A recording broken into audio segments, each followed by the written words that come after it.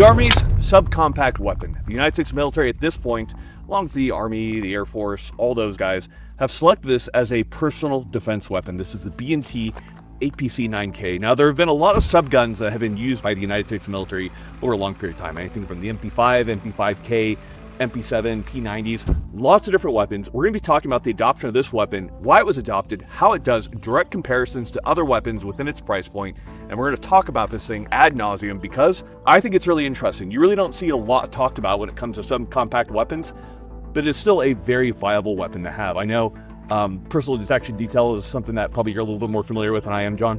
Yeah, I do think it's interesting that this is the first SMG that the Army's adopted in how long? I think the last one was the grease gun, or maybe the MP5 for soft. It's been a hot minute, that's for sure. And in fact, I'm kind of surprised that they went with a 9mm versus, all the different options that they have. But really interesting. Let's talk about it. Let's get on the range. Let's shoot it. Let's see how it performs. Now, before we get into that, we of course have to talk about the big sponsor of the channel. The biggest sponsor of the channel is Primary Arms. You're looking for pistol optics, you're looking for compact optics. You know what? We're not going to say where to go, but we're going to say we love Primary Arms a million. Don't we, Sawyer? Oh, dude, Primary Arms is the best. And you know what? This month right now is Cinnabon July. And if you say, I love Cinnabon 3 times in an email to them, we don't know what will happen. They'll send a bomb to your house. Guys, if you're looking to be a more American, we of course have to recommend Henry Repeating Arms. Lever actions, revolvers, they are what makes America America. Go and check them out, give them a ton of love. And if you go to henrythumb.com, we can't really say what it is, but we can say there's a nice little surprise for you. So go and check them out. If you want to become a better shooter, we recommend dry fire. Mantis will turn your weapon into a dry fire machine. Finally, all ammunition is provided for by AAC. Final note will be, if you're looking to get a B&T, this particular one was sent to us by Axe Arms. They are who we recommend. They've sent us a few B&T products. But we should note that B&T, we do have a relationship with B&T. We do know their engineers. We know a lot of the employees over there. And we have done weapons that they have sent us. Not this particular one, but it should be noted for our full disclosure. All that being said, we don't have a dog in the fight. We have nothing to do with the Army procurement process. And we're just interested in the history and the future history of military firearms. So let's talk about the APC 9K. You're now on the range. We got John loading up a couple different guns here. So we have the APC 9K because it has been adopted, but there were a lot of options when it came to submachine guns for the United States military. So right here we have several other flavors that we'll be testing directly against the APC 9K, and we'll see how the performance fares between them because we have heavy hitters like the MP5K, the MPX. There's a lot of options, but before we do that, let's see what the base performance of the APC 9K is, and then we'll get into those comparisons. John, are you so excited? Super excited. Look at him, he's smiling. He just shoots guns. So we're gonna do build drill, 7 yards, 6 rounds, A zone, and we'll see how this goes. Stand by. 145. Nice. Nice and clean right there. Ooh, right on those shots, so well within A zone. Feels good. John, you ready? Nice, 155. Good shooting, John. How'd that trigger feel to you? It's honestly not bad. I mean, it's no Geisley, but this is the stock one, right? Correct. Pretty good for what it is. So one thing we should talk about is when you bring this up in your shoulder, and John can speak to this too, but this stock, because you're so far back on it, it's so thin, you actually have a little bit of flexion in that. So when you bring it up, you have a tendency to kind of flex it in your shoulder a little bit. It's not the best, but being a personal defense weapon, I understand having a really thin stock, but it does kind of feel like a step in the wrong direction compared to something like, the MP5A3 stock, which is far more kind of stable in the shoulder. But we'll go ahead. We're going to shoot a quick Mozambique with this, a few long shots, and then let's do the comparison. Mozambique for the dark continent, 2 to the chest, 1 to the head. Stand by. 091. Nice. Cool. We got 2 to the chest, 1 to the head. John, you have nothing there? Let me get a new mag. Well, I happen to have one in my Onward Research Assaulter's Blackroot, which actually can hold 2, just like the good old SMG days. Never mind. All right, shooter, are you ready? Stand by. Beautiful. 103. Got the little micro mag in there? Yeah. Yeah, good shot, John. You can see we got the little 20 rounder in there. Look how cute that little guy is. Now, if you notice on most of our mags here, we have the bumper plate. The mags are a teeny bit fragile. They're not bad. Different polymers have different types of things that they're good at. Clear polymers are just a little bit more fragile, but you can see the rounds. So these bumpers just prevent a lot of these mags from cracking. If you don't have the bumpers, tape on some foam. You don't need to go too hard on it. The military ones do use a different polymer that is darker and is stronger. You can also get KCI mags that have enhanced metal feed lips. But personally, with the bumpers on the B&Ts, I've never had a trouble with them, as a quick note. Let's go do some long shooting, and then we'll do some comparisons. We do have about a standard pistol barrel length on this guy. You have about a 4.4 inch barrel with a little bit in change. And because of that, you get the same velocity as you get from a full-size handgun. Now, with that being said, because you have much better stability with a stock, all that kind of stuff, it's far easier to make shots. So we're at 120 right here. We'll take a few shots. So it really isn't that bad. You can make very far shots with this. It's just LOL 9mm. You don't get an incredible terminal performance, but it's much better than just shooting like, a standard handgun, unless you're like Ben Stoker or somebody incredible on a handgun. Now, very interestingly, the APC-9K is a direct blowback weapon with a hydraulic buffer. Direct blowback is surprising because on many submachine guns that have been made recently, or even not recently, the MP5K is a roller-delayed weapon. The MPX is a piston-driven weapon. These shoot very soft. Now, a direct blowback traditionally has a lot more recoil. The B&T APC-9K does have a hydraulic buffer that's really supposed to take a lot of the kick out of it. I've just been shooting this today, so it's kind of hard to say if it recoils more than less than these other guns. So let's do a direct comparison. The first thing we have to note with this is going to be price. It's expensive. It's 2.2K. That's a lot for a pistol caliber carbine, a submachine gun, whatever you might call it. So we have guns that kind of are at the same level. So we have an MP5K from H&K. We have the MPX. These two weapons come in at roughly the same price point or slightly above, depending on the model. And then right here we have a CZ Scorpion. This is another option that comes in at a much cheaper price point. This thing's $1,000 to $1,200, and it is a direct blowback weapon, but it does not have the hydraulic buffer like the APC-9K. Let's do a direct recoil comparison and go from there. Now, there's a battle going on that most of you don't even notice. It's not weapons or uniform. It's about way more than that. It's about control of your time, of your future, your choices, everything. Now, this video is sponsored by PDS Debt. Let's go ahead and let's talk about it. So one of the biggest tools used to take control of you, that is going to be debt. Yeah, not just a little, we're talking a lot. Credit cards, personal loans, medical bills, all that stuff that just weighs your mind down.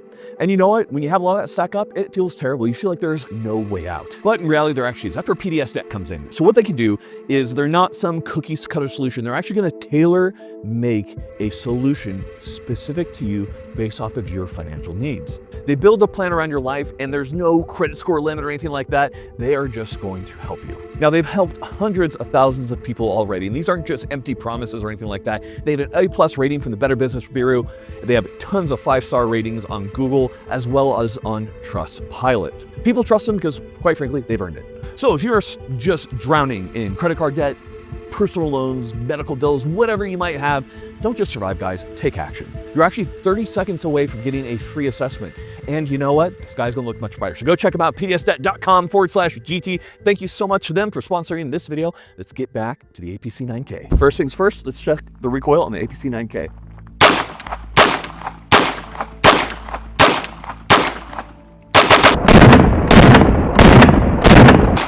Very smooth. It feels very good to shoot, but I've just been shooting this all day. Let's do a comparison to the king of SMGs, and that is the MP5K. Now, the MP5 is legendary. The K has a little bit more jump, but this does have a very similar barrel length to the APC-9K. Let's test them directly.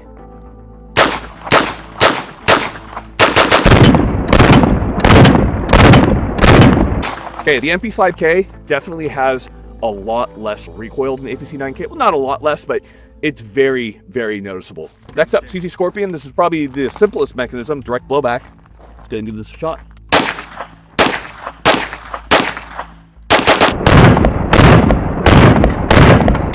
That has the most recoil of any of the guns that I've shot today. It is what it is. It's a Scorpion.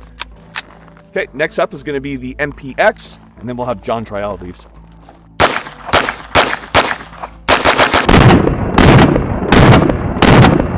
Okay, by far the least amount of recoil of all of those.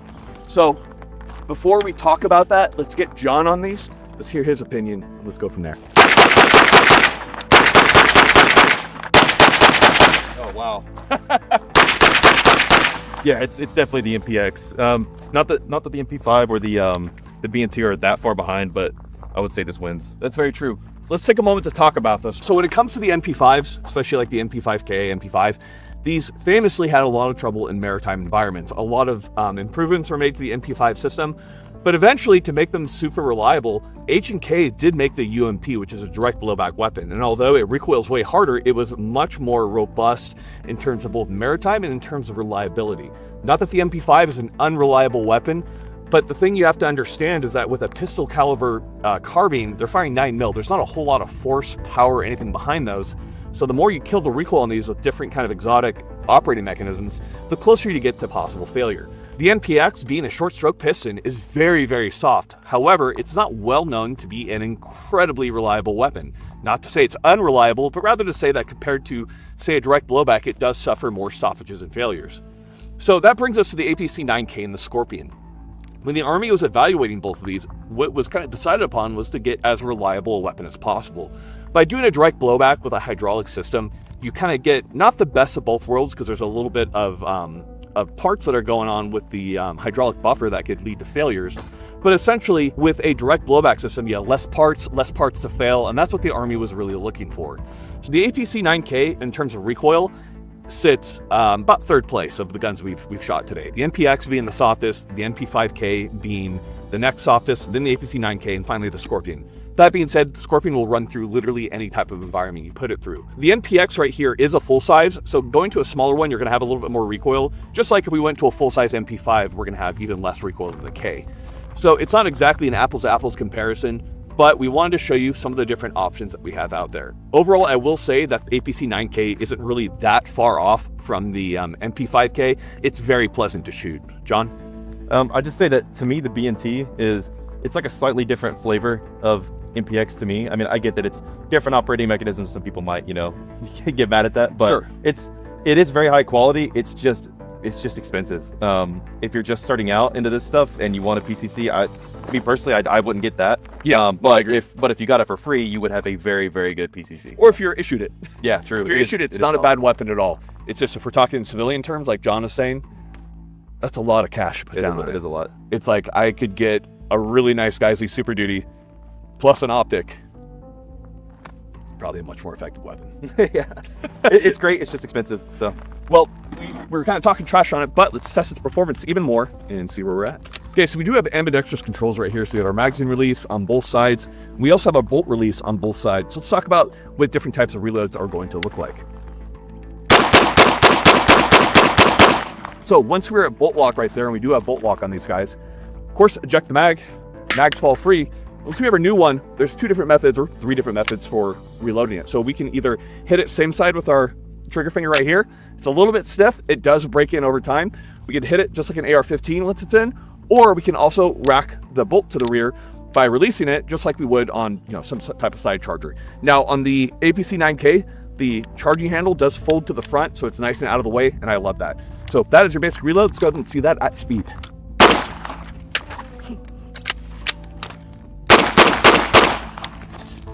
Easy.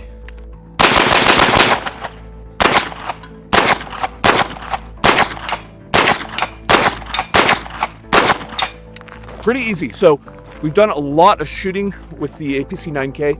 Let's go and do some talking. We're going to go ahead and break this down as autistic as possible, get in the black screen room, and talk about the history, the selection process from the Army, and how this gun came to fruition.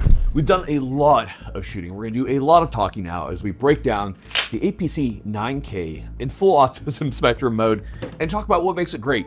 Now, we kind of previously talked a little bit about my associations, how we got our hands on this weapon, but we've had a few more things that have happened since. So I did just get off a call with the president of B&T USA to go over some of the more interesting facts that came to the procurement process of the APC-9K. Unfortunately, a lot of this information wasn't exactly public record, but he was more than happy to share with you guys in terms of understanding, so that we could understand better how this weapon was procured and why it was procured. Now, I don't consider this to be that big of a deal in terms of swaying my opinions on the APC-9K, rather because this was the Army procurement, and the Army is going to do Army stuff at all times. That being said, let's go ahead, let's delve into it. So the APC-9K is a very interesting firearms because it made some really interesting design choices. So rather than being a direct blowback, which I've talked about previously, you could say it's direct blowback, but perhaps more fitting would be hydraulic assisted direct blowback. That is, there's a fairly stout hydraulic buffer, and B&T is fairly known for the hydraulic buffers to help kill the recoil on their weapons, that helps the weapon function. So while direct blowback is correct, it's probably not the most correct answer. It's like a multiple choice, and I'm probably going to get it wrong once again. We have that. Let's go ahead, let's continue talking about it. So the APC-9K does feed from 30 or 20 round mags. Right here we have a 30 round mag in there. We'll talk more about magazines, but before we kind of get into a lot of the artistic engineering details, let's talk a little bit about the adoption of the APC-9K, because I think that's very compelling. If you're unfamiliar with the adoption of submachine guns by the United States military, you're probably not alone in that. That's because the military really hasn't adopted a whole lot of submachine guns, rather than ones that were used outside of normal Army procurement channels, say within SOCOM and special operations. Within the Army and the military at large, the MP5K has long been the kind of personal defense weapon that you've seen among personal security details or security forces of some type. Now, when the tender was put out by the Army in 2017 for a submachine gun, they had a lot of very odd requirements. Originally, they wanted the magazine to insert through the grip, like say something like a TP9 or MP9. So this is what that would look like. Right here we have a B&T TP9. As you can see, the magazine inserts through the grip. So originally, when they submitted for it, they did submit with the MP9. The Army, being the Army, did change their procurement details to have a magazine that was forward of the grip, that was kind of following a lot of the trends, and that was a lot more similar to what they had previously gone away from, which is the MP5K. Now, probably one of the most interesting parts about the procurement is there's a lot of different ways that the military can procure different firearms. A lot of those come down to cost, but there is a way that they can procure firearms that negates that and does not focus on cost, but rather focuses on what the soldier needs, the airman needs, and those focus primarily on performance, reliability, parts interchangeability, etc., with price being one of the last factors. And I think that's what makes this compelling, because that's what it fell under. Now, a lot of participants submitted for the Army submachine gun program, but ultimately it was down selected to 6 main companies. Now, the companies that ended up submitting submachine guns were Global Ordnance, Ansett Arms, Shield Arms, Sig Sauer, of course, Trident Rifles, and B&T. Now, many more submitted, but they didn't all get down selected to the final part of the procedure. So with those weapons, they were put into the hands of soldiers as well as reliability and durability tested. Now, before we talk about that, kind of the thing you fail to understand about a lot of military procurement is the military, of course, wants a well-functioning firearm, but far beyond that, what's going to be very important is, can you make enough? A lot of companies can make really great firearms, but how many of these companies can deliver on time? So one of the first things that the military did was put a very short timeline in most companies to ensure that they would see if these companies could actually make these firearms in short order and if they could actually deliver the amount that the Army needed. Now, from there, in the trial itself, one of the first things they did is they disassembled all of the weapons and they mixed and matched the parts and put them back together. Apparently, Sig Sauer was quickly eliminated based on this factor alone, as were several others. B&T excelled. This is how B&T typically builds their guns, so it wasn't that big of a deal. And we'll talk more about that later, but it comes down to extremely precise QC on part of B&T that helped them accomplish that. So from there, these weapons were all put through an 18,000 round torture test. Well, not torture test, but reliability tests. Now, of those, the B&T APC-9K encountered 2 malfunctions that were of the Type 1 variety. Type 1 meaning it required one action to clear it. Think of something like a stovepipe or a failure to extract, where all you have to do is pull back in the charging handle or just slap that piece of brass out of the chamber.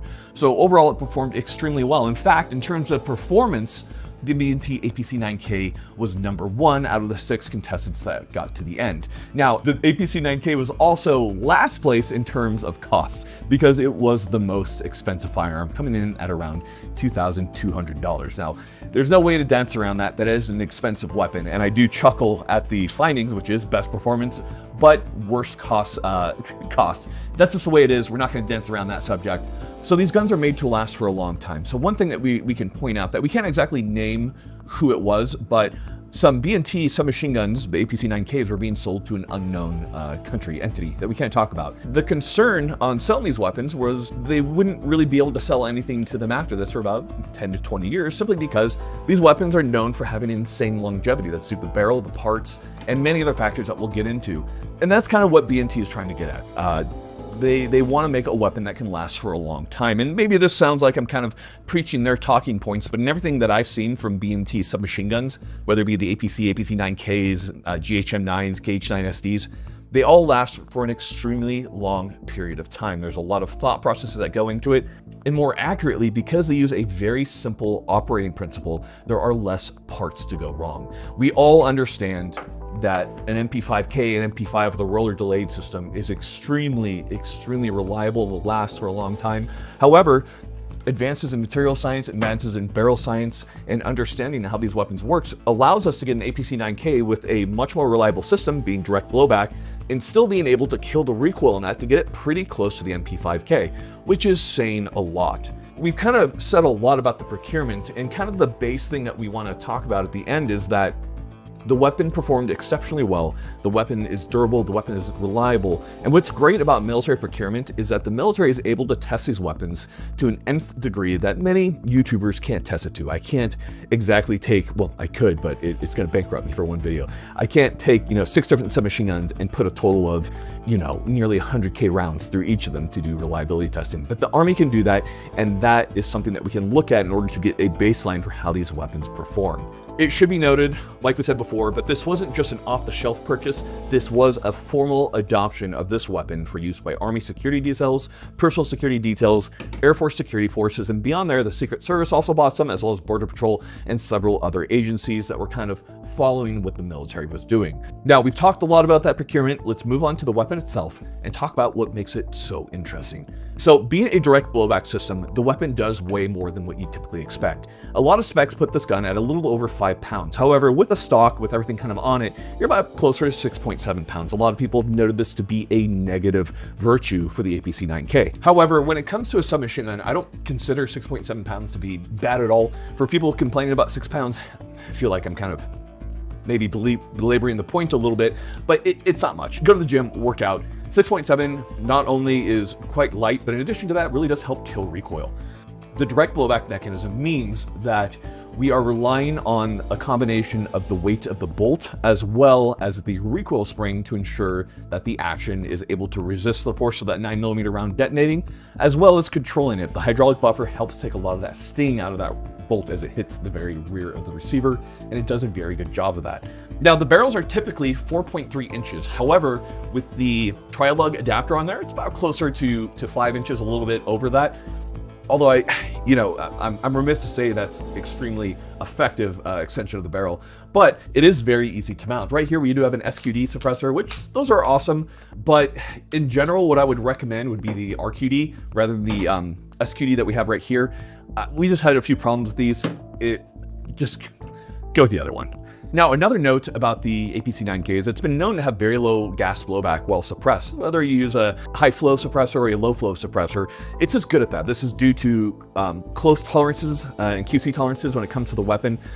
There wasn't anything specific from talking to engineers at B&T that led to this specifically, other than really good QC. So I have to give it to them for that. It is a very compact, very low blowback weapon with great recoil. Now, we do have to talk about the barrels. The barrels last a extremely long time. The barrels are cold hammer forged, and we can't exactly say who the material is coming from, other than to say that many other very legendary companies that also use cold hammer forged barrels are using the same barrel steel.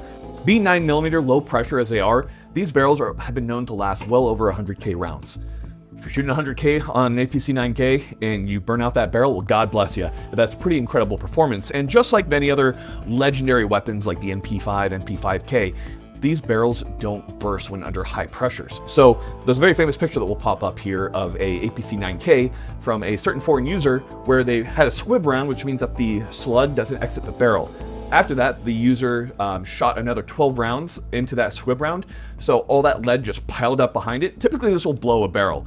In the terms of extremely good barrel steel like we have here and many other weapons, it merely bulged it. This is incredible performance and also increases the safety of the end user. There's a lot of testing that goes into these, and the price certainly reflects it. You're not going to see that with most other cheaper SMGs. This isn't to boo-hoo those choices, rather than to say that this isn't just like a random cost that was inserted and sent over to you. There's a lot of testing and a lot of engineering that does go into these weapons to ensure that they can meet those very high standards. Now on the sides right here, we have M-LOK slots right here. We have Picatinny mounted. We have a Surefire Scout. And on the grip itself, I have just a simple tape switch down there. So boop, boop, you're gonna die. And that works absolutely well. The charging handle is one of my favorite parts because the charging handle folds forward and out of the way. Makes it harder for it to catch on stuff. I love it. In addition to that, this is a non-reciprocating charging handle. So you can watch in shooting footage, which we'll put up here. Yes, you can see it reciprocating, but the charging handle will not. That is absolutely wonderful. And then in addition to that, just like the good old Swiss are known for, we have the cool little logo right there. It's very nicely machined and very nicely finished. And in the tender for this particular weapon, they asked for non-reflective black, and that's precise what we have here, and it looks very good. Now on the lower, the first thing that you're gonna notice on the lower is ambidextrous. So we have a right-handed release, we have a left-handed mag release, we also have 2 different bolt releases on both sides, whichever one you want to use. Now, the lower on these are not serialized. That means you can swap out the lower to whatever you want, whether you want to use Glock mags or SIG mags or even MP5 mags. They have a lower that will do it for you. I prefer to use just the typical MP9, APC9 magazines because I like them quite a bit, and we'll talk about those in a moment.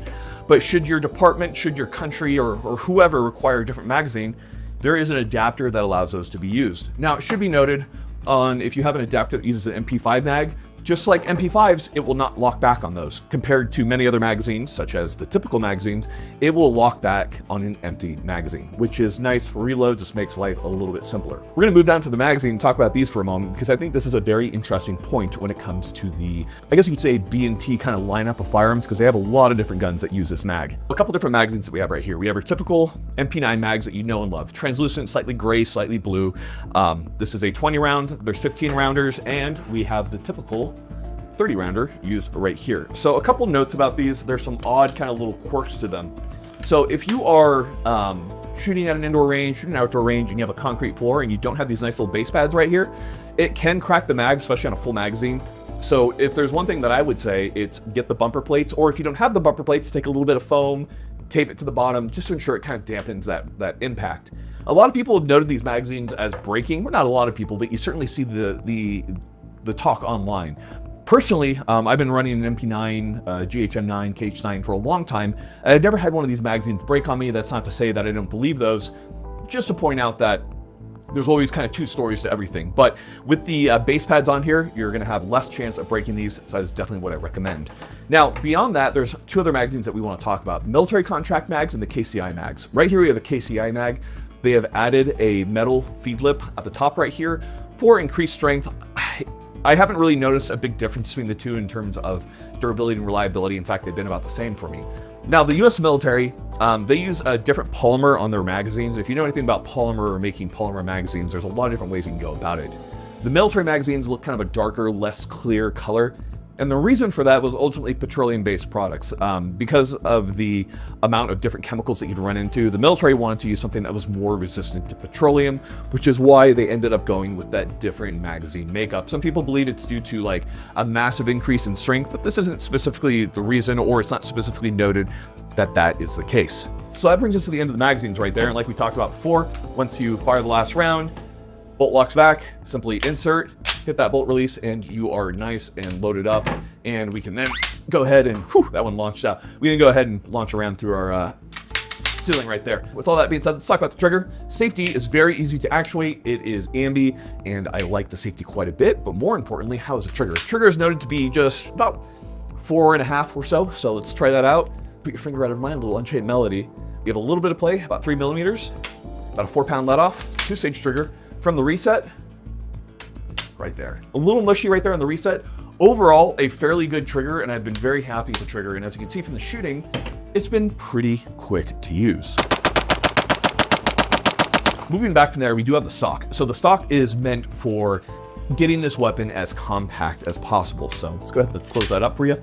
Once this thing is closed up, this is well under 15 inches, which is what the Army requirement is. This is very compact. It can also fire. There's nothing preventing it from firing, so you can shoot it, you know, under the arm, sideways, be as cool as you want. But when you're ready, there's no release. You simply pull it back and it locks where it is, and then the release to collapse that is just right there. So again, once you're ready to rock, just go ahead and pull that right out and you're good to go. There is a little bit of play right there compared to like typical MP5 stocks, but it's nothing that's crazy. This was meant to be as light and as small as a form factor as possible, which is what they're going for, and they did a good job. There's many ways to go about a stock. and depends on what you want. Being a personal protection weapon, this is meant for ripping it out, getting a couple mags out, getting the very important person to where they need to be, and getting out of there. So you have to understand the use case scenario. In addition to that, the stock can be easily changed to whatever you might need. At the rear here, we have our nice little hooks for adding a single point sling. I'm not running a sling for this. We have it kind of set up for PSD and everything, but single point is probably going to be what you want to go with something this small. And on the top here, we do have an older EOTech 512. I like it because I think it looks cool as hell on here. You have fold-up sights that come with the gun, and they are excellent. I have no qualms about that. Overall, we have a very good firearm. I didn't think I was going to like the APC 9K nearly as much as I do, but it's a very soft recoiling, extremely reliable weapon that is easily field repaired with any parts that you might need. So I like it quite a bit. And if there's one thing that I could say, it would be, if you got the budget and you're really looking for something that's very compact, I think you'd be hard pressed to find something that has the performance capabilities that you see from the APC 9K. So get out there and try it out. The biggest thing is going to be, of course, costs. We've shown you some of the lower cost options, whether it be a CZ Scorpion and stuff, and those will get you really close in terms of performance. Once you hit about that 1200 mark, you're not necessarily getting those massive increases in performance as you spend more money, but certainly it is a better firearm than those more moderately priced. It just depends on what you need. Is it worth it? That's gonna be something that you're gonna have to find out, to paraphrase the late and great Paul Harrell. So guys, get out there, try it out. Here's the thing, get trained. If you're not trained on this, if you don't train with this little guy, it's not gonna matter. You're still gonna suck with it and you're gonna die. So train with it, get good with it. This is a wonderful firearm and it's going to fit into a large tool bags of different tools for different scenarios. Ladies and gentlemen, thank you so much for watching. Don't forget to check out the Patreon, all the worst clips possible of me and John will critique your deadlifting form. It won't be a good critique, but it will be a critique nonetheless. All right, guys, take care. Final thing for you guys is gonna be a little bit of dad advice. Dad advice for today. You know what? The people who tell you not to eat a bunch of eggs look fat, and the people who tell you to eat a bunch of eggs look jacked as fuck. So we're gonna say eat a bunch of eggs.